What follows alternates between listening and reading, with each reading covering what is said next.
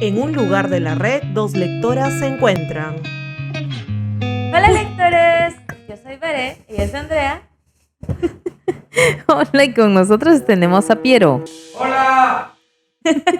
Hoy día tenemos una lista de libros para ustedes. Esta vez son libros perturbadores, aunque no necesariamente sean del género de terror. Claro, no de ese tipo de monstruos y seres así sobrenaturales, fantasmagóricos, ¿no? O sea, nada que ver con eso, sino aquellos libros que se meten en tu cabeza de una manera tan abrumadora que tú dices, wow. Pero bueno. ¿Qué tal? Empezamos. Claro, comenzamos con la lista de libros. Un libro muy interesante se llama El brillo de las luciérnagas de Paul Penn. Yo siento que tiene una sinopsis, una presentación del libro que es lo que le da el plus. Porque para empezar es en primera persona. Te dice, por ejemplo, si fuera yo. Tengo 10 años y toda mi vida me la he pasado encerrado en este sótano, junto a mi familia, en un lugar totalmente oscuro. Y luego te añade, todos aquí están desfigurados. Y mi hermana tiene puesta una máscara blanca que mi padre le dice que se la tiene que poner porque de lo contrario yo me podría asustar. Entonces, digamos, el contexto de por sí ya es oscuro. Ya te haces preguntas. ¿Qué hacen estas personas encerradas en un sótano? Y luego te dice que las cosas se han puesto aún más raras cuando su hermana ha tenido al bebé y siente que todos a su alrededor le están mintiendo. Y es un personaje que también tiene muchas ganas de huir. ¿Y gracias a qué? A que aparecieron unos seres luminosos, que en este caso son pues lo que dice el título del libro, las luciérnagas, que de alguna forma lo inspiran a querer conocer qué hay afuera. Pero ¿será posible, dadas las condiciones en las que él está? Es un libro que me llama muchísimo la atención por la sinopsis en primera persona, cómo es contado y relatado. Está muy bueno. Yo lo veo como una buena opción para que juegues con tu mente. Arriésgate. Muy bien. Ok, otro libro que a mí me parece, más que perturbador, me parece muy humano. Es como muy de entender qué es lo que pasa en el contexto y cómo repercute en cada personaje.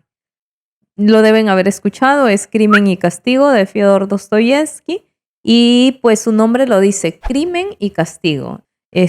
Vemos pues cómo la sociedad hace que los pensamientos de un joven universitario se terminen trastocando por una situación de hambre, de injusticia social y de percepciones, porque estas percepciones lo llevan a cometer el crimen, ¿no?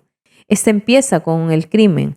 Sí, y allí de verdad que cuando yo la he leído, el mismo hecho del asesinato es bastante chocante, ¿no? Y luego viene el proceso, a empatizar de alguna manera con el castigo que viene a continuación. Entonces es una historia donde el personaje empieza con una crisis y luego empieza a comprender al mundo. Es una historia que desde el inicio sí te atrapa. Y siguiendo en esta línea, y vamos a entrar aquí a El perfume, que es un clásico de clásicos en ficción, en thriller, incluso un poco, digamos que en el terror, si se lo quiere ver de cierta forma. El escritor del libro, El perfume, es Patrick Susskind. Nos habla de Baptiste, que es un muchacho que quiere y ansía cortejar a las damas, conquistarlas, llamar su atención y a la vez llamar la atención de personas y hombres poderosos. La cuestión es acá, ¿a qué va a recurrir Baptiste para obtener su objetivo?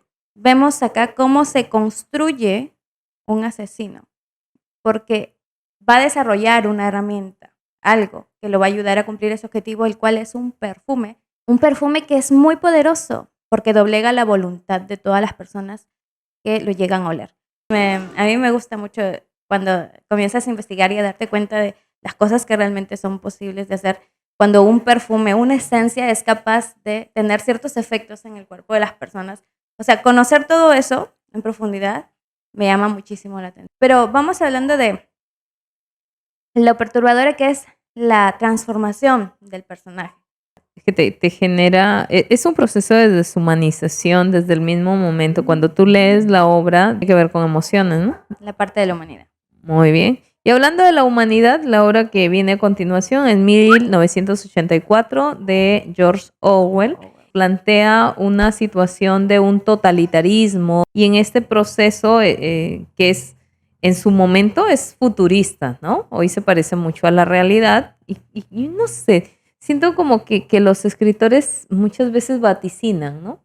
Vaticinan lo que puede pasar y es perturbador por el hecho de la manipulación, porque aquí se ve mucho de manipulación. Nuestro protagonista en la historia, Winston Smith, da la rebelión. O sea, voy contra el sistema y me meto en el sistema para cambiar las cosas, formo mi rebelión y dentro de ese proceso de rebelión encuentras otras cosas que tampoco te gustan y es como que queda un hombre sin sentido. Creo que es más a nivel social, ¿verdad? Sí, O sea, definitivamente. es mucho más habla de la sociedad que del individuo. Sí. O sea, te proyecta a cómo te pueden manipular. Entonces creo que es una buena obra como para contrastarla con las obras de ciencia ficción que hoy en día esta está considerada dentro del género de ciencia ficción y la podemos ir contrastando qué tanto hemos evolucionado o involucionado como especie humana. Siguiendo esa perspectiva social o de la sociedad, hay una escritora que a mí me gusta mucho, una periodista, escritora, ganadora del Nobel también, es Svetlana Alexieva. Yo ya he mencionado su obra antes, Voces de Chernóbil, que a mi parecer me causó demasiada conmoción por los temas fuertes que habla. Y no es para menos que ahora venga con otra de sus obras a esta lista que hemos traído, que es La guerra no tiene rostro de mujer. Ella tiene como que la tendencia, no, su estilo y las obras que realiza son como de dar voz de repente a un conjunto de personas que no han sido representadas. Y en este caso hablamos de aquellas mujeres que estuvieron dentro de los bandos del Ejército Rojo luchando en la Segunda Guerra Mundial contra las fuerzas nazi, sobre cómo vivieron en la guerra, ¿no? Porque muchas veces se ignora. Es como que sí, se muestra el lado heroico muchas veces de lo que fue vencer a las fuerzas nazis en la Segunda Guerra Mundial, pero también siempre, en una guerra siempre hay dos caras en el asunto, o sea, siempre va a haber mucho más y ella lo va a reflejar acá en el libro a través de pues las mujeres, las mismas mujeres que relatan. Algunas eran las que manejaban los tanques o las que disparaban o eran enfermeras, entonces tenían todas como que un lugar que cumplir en la guerra y algunas incluso entraban ahí por primera vez.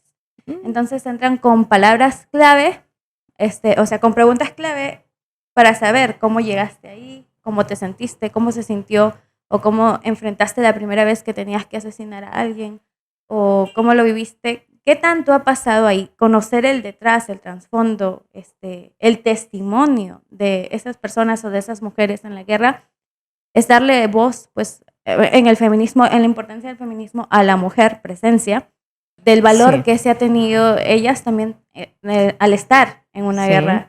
Ella tiene mucho de coger estos temas fuertes que son muy censurados y que ella dice, voy a darles voz. Y necesitan hablar, necesitan presencia.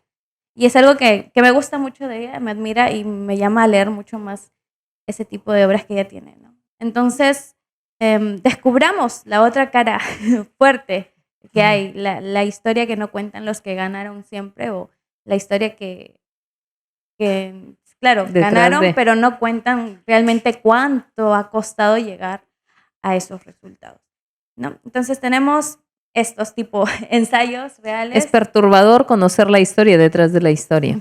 Tenemos ciencia ficción con George. Sí, y también seguimos, o sea, tú me hablas de ensayos, viene otro ensayo también de otro premio Nobel, José Saramago tiene ensayos sobre la ceguera, que también nos lleva a una reflexión bastante conmovedora, perturbadora también, de cómo de una manera inexplicable las personas empiezan a perder la visión, como si fuese una especie de pandemia, ¿ya? Entonces, cualquier parecido con la realidad es pura coincidencia. Entonces, viene esta especie de pandemia donde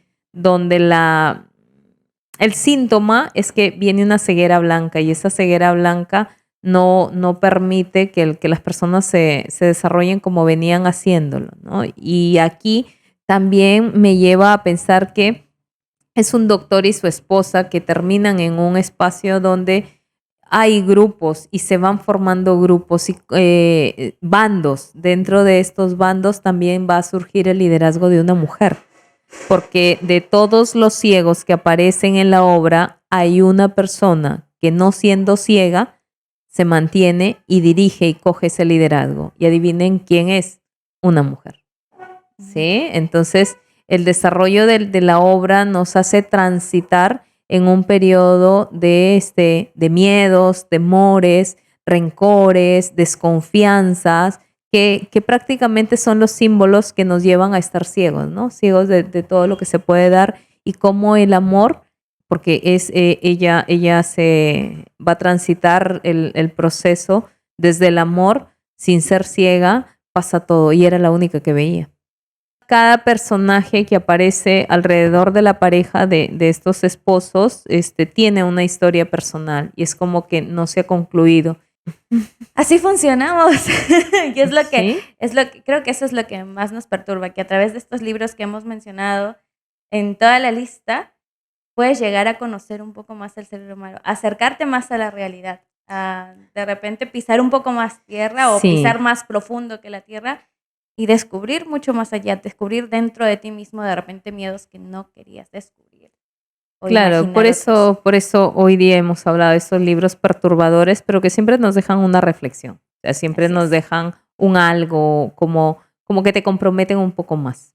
Recuerden que pueden comentar acá si ustedes se han cruzado con una obra así que los ha dejado con los pelitos parados y no era de terror. Es como que de repente como Andrea, ¿no? Que no le gusta el No género me de terror gusta. y dice, ay, este libro se ve interesante y de repente le entra otro tipo de terror.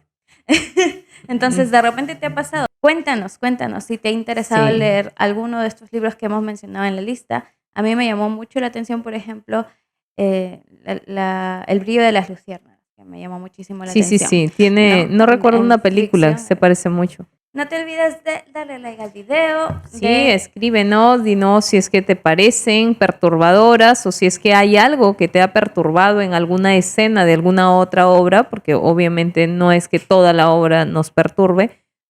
Por eso es que yo he ido tolerando estas obras. De otra manera no las hubiese leído. Y sí que te hayan hecho pensar un poquito y quisieras compartirla. De repente te animas a leer alguna de ellas, coméntanos qué quieres decirnos. Suscríbete Sí. al canal y dale a la campanita de notificaciones que está al lado del botón de suscribir para que te avise cuando subimos siempre un nuevo video al canal. Muchas gracias por estar con nosotros, por acompañarnos, por ser parte de los 200 y pico suscriptores que tenemos. Y nada, muchas gracias. Y nos vemos en el próximo video. Bye, Bye, bye, bye. lectores. Chao. Bye, bye.